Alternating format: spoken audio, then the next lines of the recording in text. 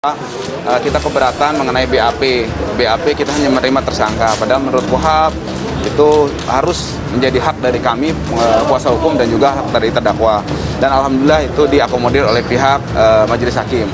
Tuduhan keterlibatan sahabat kami saudara Munarman SH dengan kelompok yang dituduh terlibat teroris adalah sesuatu yang mengada-ada karena komitmen saudara Munarman SH dalam menjaga eksistensi NKRI dan partisipasi aktifnya dalam memelihara keamanan dan ketertiban social order dan agar tidak menjadi segregasi sosial telah banyak diberikannya. Mengutuk keras segala bentuk kriminalisasi dan terorisasi serta fitnah terhadap sahabat kami, saudara Munarman SH. Kemudian juga yang kedua mengenai penetapan sidang, harus dihadirkan terdakwanya alias offline. Alhamdulillah juga dikabulkan dan juga memang didengar, diakomodir oleh majelis hakim. Yang terakhir perihal mengenai tadi ada soal alat komunikasi. Jadi memang dalam sepak terjadi Munarman, apa yang dikatakan para habaib ulama pengacara dan aktivis Islam ini betul, bahwa Munarman sudah terbukti cinta NKRI-nya, merah putihnya itu sudah terbukti dalam rekam jejak selama ini. 2. Mendesak agar kriminalisasi dan terorisasi serta fitnah terhadap saudara Munarman SH segera dihentikan dan membebaskan dari tahanan. Dari terdakwa insya Allah sudah menyiapkan eksepsinya, dari kita juga akan, tetapi masalah pembacaannya mungkin kita akan pikirkan nantinya apakah kita langsung atau seperti itu. Bahwa sebagaimana telah diketahui bersama bahwa saudara Munarman SH adalah seorang aktivis hak asasi manusia dan demokrasi. Yang benar-benar kasus yang teroris, bahwa teroris itu ada, ya, tapi sangat sedikit. Dan jangan sembarangan orang menteroriskan itu. Cuma satu menurut dia, dari 508 kasus, hanya satu. Nah, maksud saya adalah di sana ya. Jangan sampai ada ulah dari oknum-oknum melakukan penterorisan orang untuk target-target yang bukan untuk penegakan hukum. Sidang dugaan terorisme ex-sekretaris FPI Munarman kembali digelar hari ini. Sidang kasus dugaan tindak pidana terorisme dengan terdakwa mantan Sekretaris Umum Front Pembela Islam atau FPI Munarman pada Rabu 22 Desember 2021 hari ini di Pengadilan Negeri Jakarta Timur. Sidang hari ini hanya mendengarkan tanggapan jaksa penuntut umum, kata salah satu kuasa hukum Munarman, Aziz Yanuar, saat dikonfirmasi. Namun demikian, dalam sidang nanti, Aziz enggan untuk berkomentar lebih lanjut terhadap tanggapan jaksa atas pledoi yang telah dibacakan. Santai dengarkan tanggapan JPU, tidak ada persiapan khusus, singkat Aziz.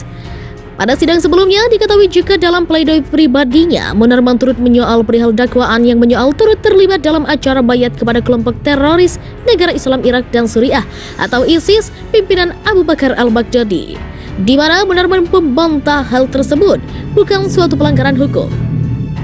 Argumen itu menanggapi terkait dakwaan JPU yang menyebut Munarman terlibat dengan menghadiri acara bayat kepada ISIS pada 6 Juli 2014 di Gedung UIN Syarif Hidayatullah Ciputat, Tangerang Selatan. Kehadiran saya dalam acara diskusi publik di UIN Syarif Hidayatullah Ciputat tahun 2014 adalah suatu yang tidak melanggar hukum, kata Munarman dalam eksepsi saat sidang di Pengadilan Negeri Jakarta Timur, Rabu 15 Desember 2021 pekan lalu. Padahal, Munarman mengaku kehadirannya dalam acara tersebut hanya karena diundang untuk mengikuti seminar tanpa ada motif lain, termasuk soal rencana terlibat dalam aksi terorisme. Maka saya hadir saja, apalagi kebetulan UIN Syarif Hidayatullah adalah salah satu jalur saya dalam pulang pergi dari rumah saya yang di sekitar UIN Syarif Hidayatullah, kata Munarman. Terlebih, Munarman menilai jika kegiatan di UIN itu tidak melanggar hukum. Pasalnya, kegiatan yang disebut turut berbayat kepada ISIS itu belum ada kekuatan hukum mengikat, di mana kelompok tersebut belum dinyatakan hilang. Dilarang. Karena kegiatan yang dihadirinya pada 6 Juli tahun 2014. Sementara dalam surat dakwaan penuntut umum pada halaman 42, tertulis resolusi PBB tentang ISIS tanggal 15 Agustus 2014, penetapan Ketua Pengadilan Negeri Jakarta Pusat tanggal 11 Oktober 2014, serta surat Republik Arab Suriah pada tanggal 3 September 2014. Bagaimana mungkin secara hukum peristiwa yang terjadi sebelum ada ketentuan hukumnya dipaksakan dan dikualifikasi seolah-olah sebagai perbuatan pidana, katanya. Mantan Sekretaris Umum Front Pembela Islam atau FPI, Munarman, ditangkap Densus 88 Mabes Polri Selasa sore 27 April. Mabes Polri buka suara soal alasan penangkapan Munarman. Dakwaan Munarman sebelumnya, terdakwa mantan Sekretaris Front Pembela Islam atau FPI Munarman didakwa ikut serta terlibat di berbagai tempat dalam beberapa agenda merencanakan dan menggerakkan orang untuk aktivitas terorisme yang terafiliasi negara Islam Irak dan Suriah atau ISIS. Hal itu sebagaimana tertuang dalam dakwaan yang dibacakan Jaksa Penuntut Umum atau JPU dalam sidang yang digelar di Pengadilan Negeri Jakarta Timur pada Rabu 8 Desember. Munarman dan kawan-kawan merencanakan atau menggerakkan orang lain untuk ancaman kekerasan untuk melakukan tindak pidana teroris dengan sengaja menggunakan kekerasan atau ancaman kekerasan, kata JPU saat bacakan dakwaan. Jaksa menyebut keterlibatan Munarman dalam tindakan terorisme karena ikut menghadiri sejumlah agenda pembaitan kepada ISIS di Kota Makassar, Sulawesi Selatan, Kabupaten Deli Serdang, Sumatera Utara pada 24 hingga 25 Januari dan 5 April 2015.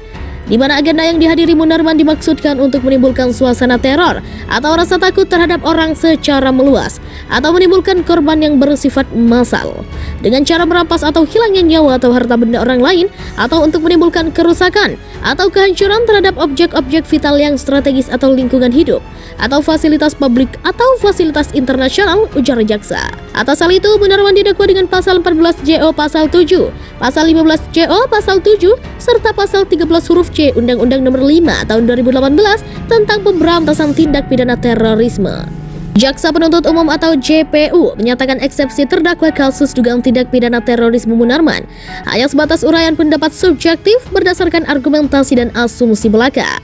JPU pun enggan menanggapi nota keberatan atau eksepsi terdakwa.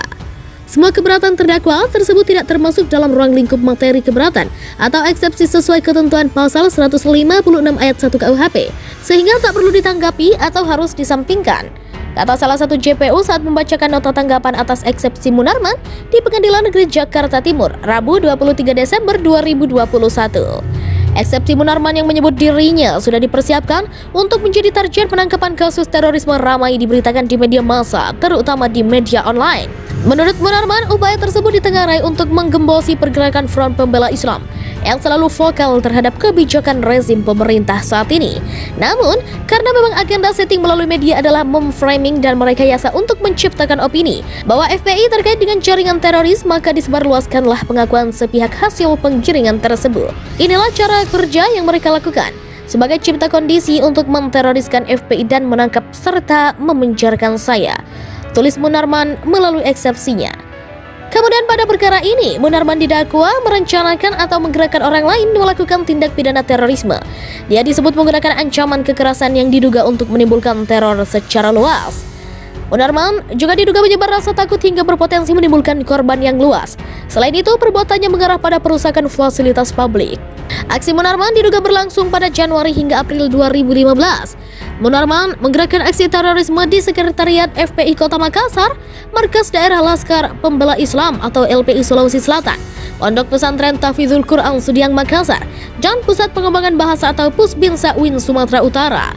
JPU sendiri mendakwa Munarman dengan pasal 14 JO pasal 7, pasal 15 JO pasal 7, serta pasal 13 huruf C Undang-Undang Nomor 5 Tahun 2018 tentang pemberantasan tindak pidana terorisme.